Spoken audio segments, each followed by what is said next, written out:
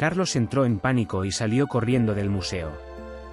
Miró su reloj y vio que le quedaban 10 minutos para volver al presente.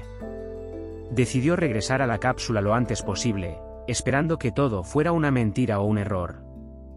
Sin embargo, cuando llegó al lugar donde había dejado la cápsula, se llevó una terrible sorpresa. La cápsula no estaba.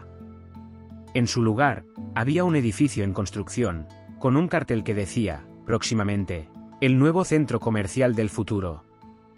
Carlos se desesperó y empezó a gritar. ¿Dónde estaba la cápsula? ¿Cómo iba a volver al presente? ¿Qué había pasado con su línea temporal? ¿Estaría todavía su familia, sus amigos, su vida? Carlos se sintió solo y perdido en un mundo que no era el suyo. Se arrepintió de haber viajado en el tiempo y de haber confiado en el Dr. López. Se dio cuenta de que había cometido un grave error. Entonces, Carlos escuchó una voz detrás de él. Era el Dr. López. Hola, Carlos. Veo que has disfrutado de tu viaje en el tiempo. Carlos se giró y vio al hombre mayor que lo había enviado al futuro. Estaba sonriendo y tenía una pistola en la mano. ¿Qué haces aquí? ¿Dónde está la cápsula?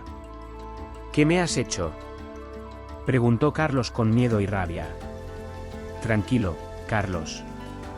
No te voy a hacer daño. Solo quiero explicarte algunas cosas. ¿Explicarme qué? ¿Qué has hecho con mi vida? Verás, Carlos. Yo soy el Dr. Juan López, el creador de la primera máquina del tiempo funcional. La misma que tú has usado para viajar al futuro. Lo sé, lo he leído en el museo. Eres un loco, un criminal. Has arruinado el mundo con tus viajes en el tiempo. No es cierto, Carlos. Yo solo quería explorar el espacio-tiempo, conocer otras épocas, otras realidades. No sabía que mis viajes tendrían esas consecuencias. ¿Cómo que no sabías? Lo sabías muy bien. Lo has admitido en el texto del museo. Ese texto es falso, Carlos. Yo no lo escribí. Fue escrito por mis enemigos, los que me persiguen y me quieren eliminar. ¿Tus enemigos? ¿De qué hablas? Te lo explicaré, Carlos. Cuando yo inventé la máquina del tiempo, no estaba solo. Tenía un socio, un amigo, que me ayudó en mi proyecto. Se llamaba Pedro Sánchez. ¿Pedro Sánchez? Sí, Pedro Sánchez. Él era un físico teórico como yo, pero también un ambicioso y un traidor. Él quería usar la máquina del tiempo para fines egoístas y malvados, para robar, para matar, para dominar el mundo. No puede ser. Sí puede ser, Carlos. Pedro Sánchez me traicionó y me robó la máquina del tiempo. Luego, empezó a viajar por el espacio-tiempo, creando líneas temporales paralelas a su antojo. Él fue el responsable de todas las guerras, las catástrofes, las extinciones que ocurrieron en las otras líneas temporales. Pero, ¿cómo lo sabes? Lo sé porque yo lo seguí, Carlos. Yo lo perseguí por el espacio-tiempo, tratando de detenerlo y de reparar el daño que había hecho. Pero él siempre me escapaba y me engañaba. ¿Y cómo lo hacía? Lo hacía usando una copia de la máquina del tiempo que él mismo había fabricado.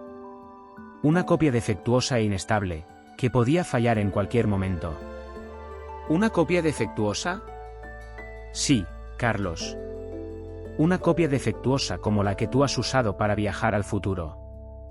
Carlos se quedó sin palabras. No podía creer lo que estaba oyendo. Así es, Carlos, continuó el Dr. López.